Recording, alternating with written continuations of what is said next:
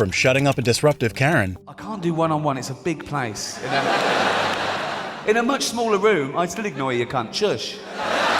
to politely annihilating an entire panel of them. A little sexist. No, it's not. Why is it sexist? I think if you're going to criticise, you've got to understand the joke before you can. Here are 7 times disrespectful Karens got destroyed by Ricky Gervais, starting with an entitled Karen that made Ricky consider an Al-Qaeda employment. The plane was going down, right, we're going to die, and I look over it and she's going, ah, and I go, Ricky's flight started going down when a woman behind him took 9 to 5 too seriously. People annoy me the most. Oh, I say this once a day as well. I go, there's always someone who ruins it. Do you know? Like, what? We were on a flight to San Francisco a while ago, me and Jane, right? We took off, right? First class, seatbelt signs, ding. Then this woman, about 2 rows back, she gets out her laptop, she starts banging out something really important. But the Karen's antics only got worse. She's wearing bangles. They're like smashing a it's driving me, it sounded like Morris dancing, right? It was driving me, but I know it's not illegal, you know, I can't go over bangle police, so I just have to suffer in silence and hope we crash. That is... Next, Ricky shared his coping mechanism for Karens. That is how I get over things now. If someone's really annoying me, I just sort of stare at them and I just imagine us both dead one day. And it's sort of, you know, like here I was thinking, oh, imagine the pilot going, oh, we're going to, the plane was going down, right, we're going to die. And I look over it and she's going, ah, and I go, Crashing the saga of the Karen who lost all her respect. And then the plane just smashes into a mountain and we're all burnt. But I live 1 second long enough just to look over and see her totally Ricky moved on to teaching his class on the various ways people get respect in another bit. We all want respect, right? We all want respect and we all want to raise our status in society. We can't help that. That's in our evolution. And there's still 2 ways you can raise your status in society. 1, be competent at something, like, oh, he's a good hunter, go with him. Right off the bat, Ricky exposed the cheat code woke Karens use. The other way you can raise your status is have virtue. Like, oh, he's not a great hunter, but he's wise or kind or whatever, you know. And then, with the advent of social media, people suddenly discovered they could just say they were virtuous. No evidence, no proof. Amping up, Ricky signaled the start of his rampage on virtue signaling Karens. Just loads of flags in their bio, right? And they would raise their status by bringing other people down, catching other people up. Oh, look what he said. Oh, he's not as virtuous as me. Look how good I am. Look how bad. And that's where the term virtue signaling comes from, right? And I hate it when they bring their kids into it. And Ricky wasn't done exposing Instagram Gandhis just yet. When I see a 5-year-old holding a placard, he doesn't know what that says. That's the adult, you know. Like I saw someone tweet this once. Someone tweeted, my 4-year-old just looked up at me and said, Mummy, why does Rishi Sunak hate poor people? Never f***ing happened, right? Not stopping there, Ricky kicked the Karens off their moral high ground next. But the most annoying thing about virtue signalling is it's people being smug about having the morality of the age. You're what you're like because of where you are and when you are. Like, it's not brave of me to be an atheist in this country, in this year. It would have been brave 200 years ago. Ricky's BS detector, however, instantly sniffed out the morality mob's lies. People say things like, oh, I'm anti-racist. Yeah, well done. We all are. We know that's the way to be now, but it wouldn't have always been. Well, if you'd have been born in a different place or time, maybe you wouldn't. They go, no, I'd been anti-racist whenever I was born. Well, oh yeah, I'd have definitely hidden Anne Frank. Would you? Would you? And before moving on, Ricky showed the hashtag heroes their reality instead of the fantasy they imagined. Anne Frank comes to your door in the war, right? You open it, right? There's Nazis everywhere, right? She goes, can I hide in here? You go, what happens if they find you? They murder me and you. Go next door. They've got a lovely big attic. They've got a typewriter. You're gonna... Someone else who got smacked back to reality was this next heckler Karen who thought interrupting Ricky's bit was a good idea. Socrates said that fame is the perfume of heroic deeds. Well, it probably was back then. There was no Heat magazine and Big Brother. You actually had to do something to become famous. 500 years ago, the most famous man on the planet was Leonardo da Vinci because of all the great things he did. He was a painter. He was an inventor. Oh, go on, mate. Sorry. Ricky's quick shutdown, however, ensured the heckler never heckled again. I can't do one-on-one. It's a big place. In a much smaller room, I'd still ignore you, cunt. Shush.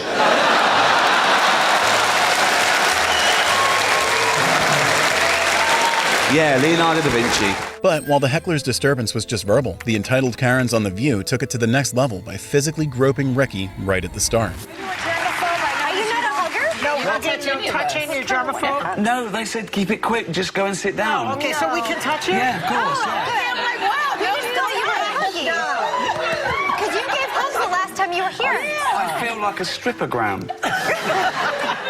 Who's got $1? As if that wasn't enough, the Karens went on to scrutinize Ricky's jokes, only to get clapped back. At the end of it, you said, as the show was ending, you yelled out, "Thank you, God, for making me an atheist." What's God got to do with it? From what I've heard of God, he does everything. So he made me an atheist, didn't he? I think that's a great Also, how many people thank God when they win an award? You know, like God's concerned with Sandra Bullock winning an award. He's got earthquakes, he's got pestilence. Oh, Sandra Bullock, quick, I want her to win an award. When another Karen tried to paint Ricky as a misogynist, he shut her up with her own logic. Hey, so I want to ask you about the HBO special, like, Talking Funny. We just saw a clip from it, right? So we got Jerry Seinfeld, Chris Rock, Louis C.K. No women comedians on that panel? Who would you replace? I don't know. No, because it was four people. it's just four people. Yeah, so who would you take off? I wouldn't. I would just add. There you go. Once the Karens started flinging direct accusations, though, Ricky stopped pulling punches. They attacked you, but they said that you were mean and rude, and you were surprised at that. Let me read one thing they thought was mean, and we'll decide whether it was mean or not, okay? Referring to Sex and the City 2, you said, I was sure the Golden Globe would go to the team that airbrushed that poster. Yeah. A little sexist. No, it's not. Why is it sexist? Well, because you're saying that the girls are older and they need to be airbrushed. No. Before finishing the interview, Ricky peacefully dismantled the Karens' point. I think they look great at their age. Oh. Why hide it? Oh. I don't think that you lose your sensuality or your beauty because you hit 53. I'm saying, why are they hiding it? Oh, I see. That's not I'm defending my motives, not the joke. I stand by the joke. Yeah. I don't think I have anything to apologise for, but that's not the joke. I think if you're going to criticise, you've got to understand the joke before you can. Peace, however, was never an option for one of the biggest male Karens out there when he felt entitled to slap a celebrity on a live stage. I don't know what happened there because Chris Rock, it was a mild joke. The annoying thing, I'll tell you the thing that annoyed me about it was Chris Rock is about 8.5 stone. That's what. I don't think Will Smith would have slapped Russell Crowe. That's what I think. I think it was a bully tactic. Not stopping there, Ricky revealed Will's true colors with just one punchline. I think it was to show off. I think he regretted it as he was walking up there. He thought, what am I doing? If you look at him going up there, he's got the adrenaline. He's going, I'm going to be a hero. My wife's going to, I'm going to be a hero. And as he does that, he leans back. I don't think he thought, I can't.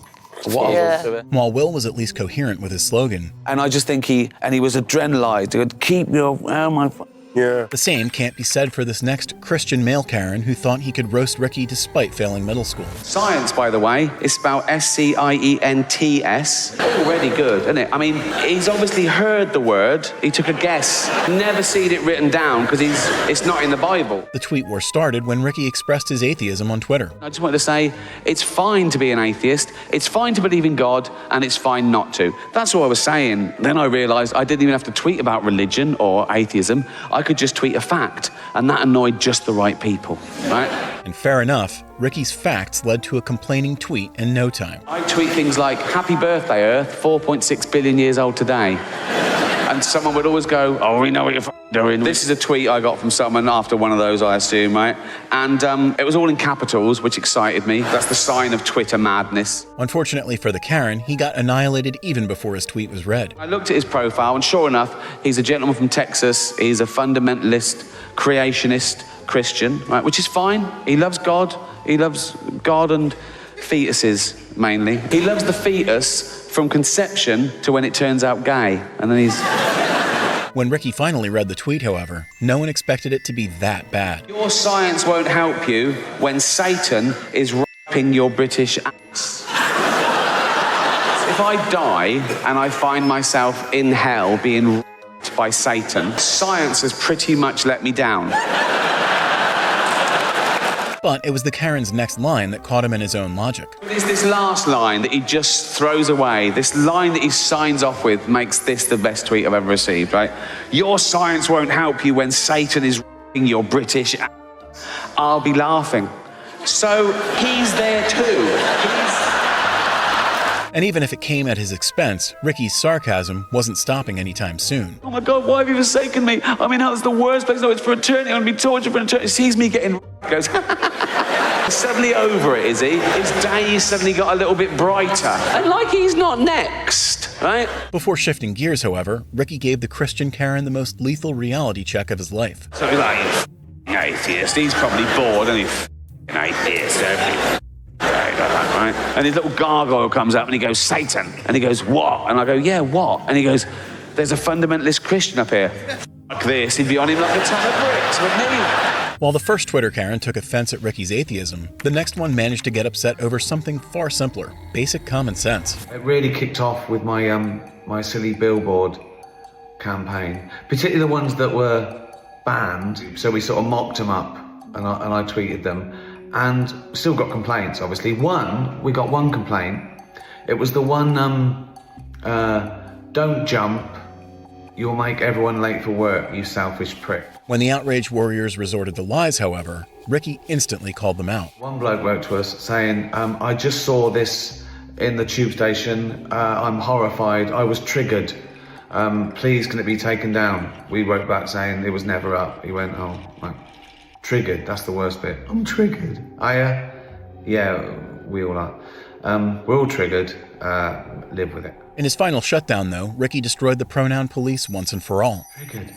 I see all these videos now on social media, like 20-year-olds with a nose ring sitting in their car crying because someone got their name wrong in Starbucks. They wrote my name wrong. Right? Me.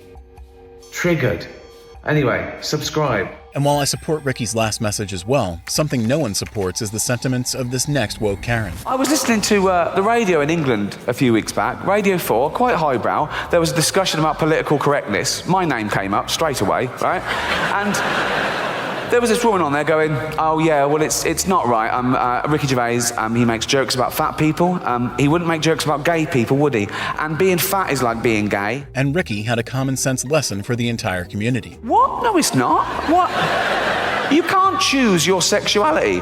As we've established, you choose whether to eat too much or not. You know, with your sexuality, you're born, you grow up, you discover you like same relationships, and that's it. You're gay. To nail the point home, however, Ricky pulled up the darkest analogy he could find. But being gay, to be the same as being fat, you'd have to be born, be straight, grow up knowing you're straight, but gradually and consciously wean yourself onto Happy 16th birthday, son. This is Raoul. Suck his And the joke only got more and more brutal over time. Sorry, father?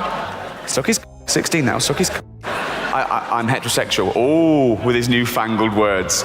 Suck his come on. I don't like father. Doesn't like.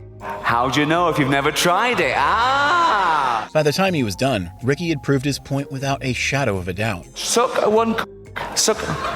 That's not sucking it, that's playing with you. Put it in your mouth. Put it. Look, have a go, you might like it. It's not so bad, is it? I love these. If that happened, then being gay would be the same as being fat, but it doesn't, so it's not, okay? Proving that Ricky can go to wild lengths to destroy disrespectful Karens.